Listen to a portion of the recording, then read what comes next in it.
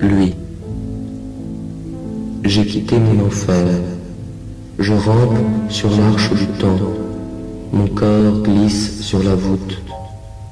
Je recherche ma spirale, le trou noir, le temps du zéphyr.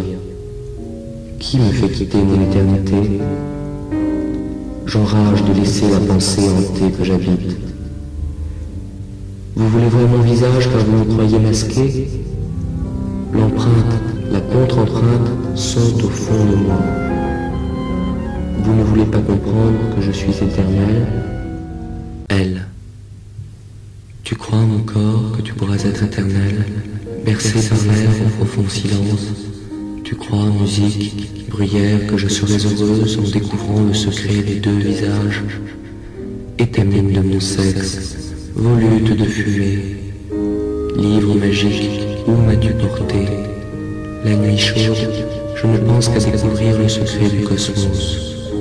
Le jour vert, je porte mes pas, ma démarche que je me dis gracieuse, vers cette éternité que je recherche.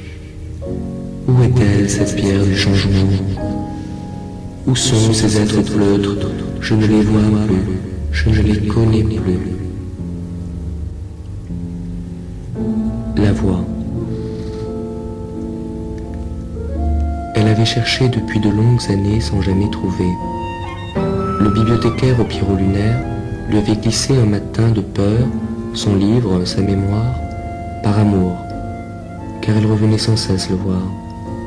Alors, elle était partie, la terre, l'eau, le feu dans l'air, était la route qui devait la conduire à le démasquer.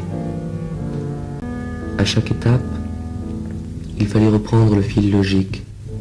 Synthèse s'imposait à la découverte de chaque nouvel élément. Était-il homme ou femme? Elle ne le savait pas. Était-il Dieu du mal? Elle ne voulait le croire. Était-il Dieu? Mauvais Dieu ou bon Dieu?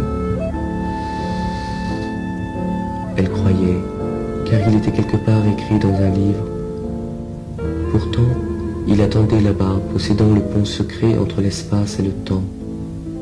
Tout s'inscrivait dans un même code, une même démarche.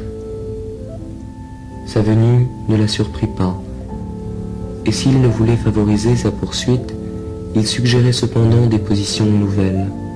D'un lieu à l'autre, l'objet se précisait. Temps, espace, espace, temps. Et lorsque par hasard, elle comprit qu'elle touchait à la dernière équation, il se laissa prendre.